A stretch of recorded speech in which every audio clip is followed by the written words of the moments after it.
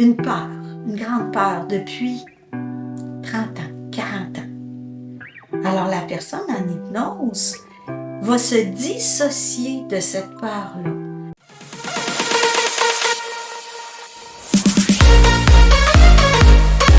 Sentir le changement après quelques séances d'hypnose. Est-ce que ça vous est déjà arrivé? Dites-moi-le en commentaire. Bienvenue sur ma chaîne de Gigibule et n'oubliez pas de vous abonner si ce n'est pas déjà fait. Je publie mes vidéos 2 fois par semaine sur mes entrevues, sur les métiers, sur ton métier. Vous l'aurez deviné, aujourd'hui dans ma vidéo, on va parler du métier d'hypnothérapeute.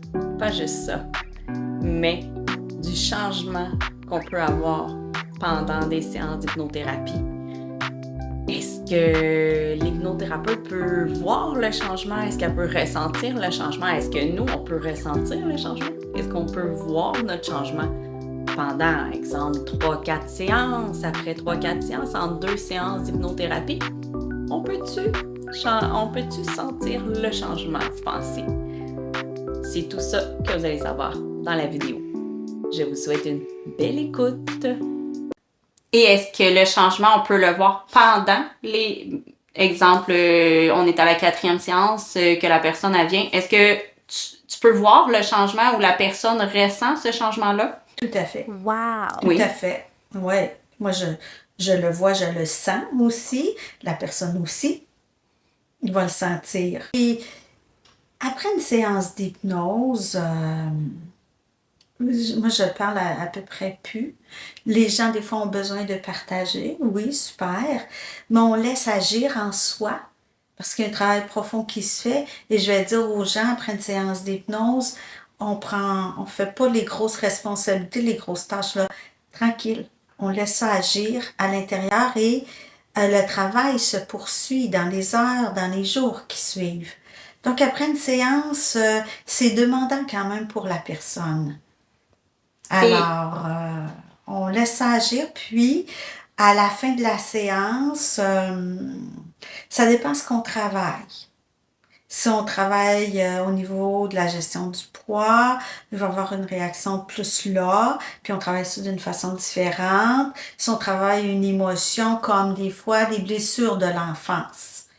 Bon, mais c'est sûr que si on va à ce niveau-là, après la séance, il se passera rien, là. Moi, je laisse la personne avec ce qu'elle a vécu, puis on laisse s'activer ce qui a à s'activer.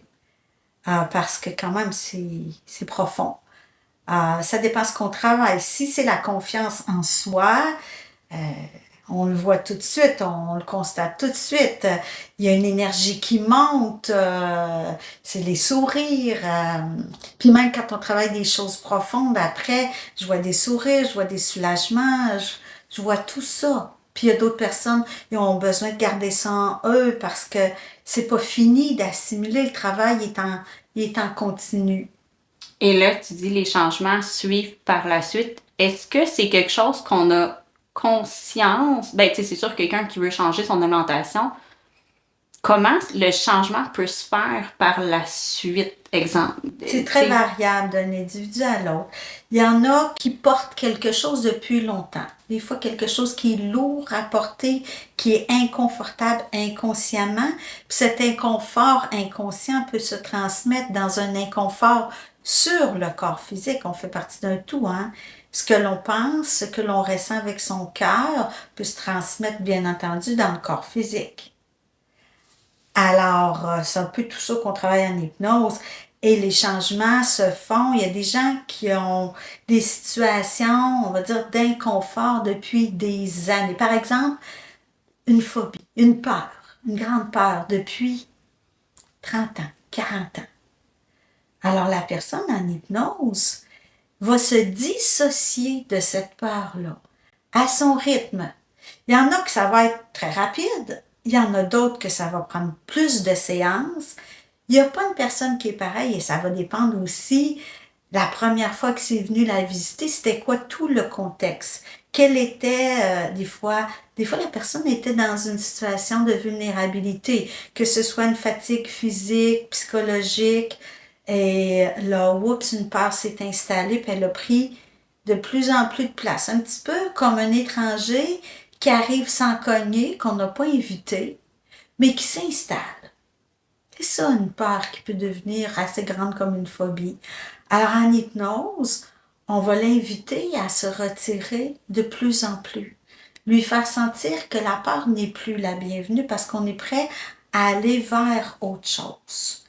Et c'est variable autant qu'il y a d'individus sur Terre. Merci d'avoir écouté la vidéo. J'espère que vous en avez appris, comme moi, sur le métier d'hypnothérapeute. Dites-moi en commentaire si vous avez apprécié. N'oubliez pas de mettre le petit pouce en l'air si vous avez aimé. Est-ce que vous avez des suggestions aussi sur les métiers?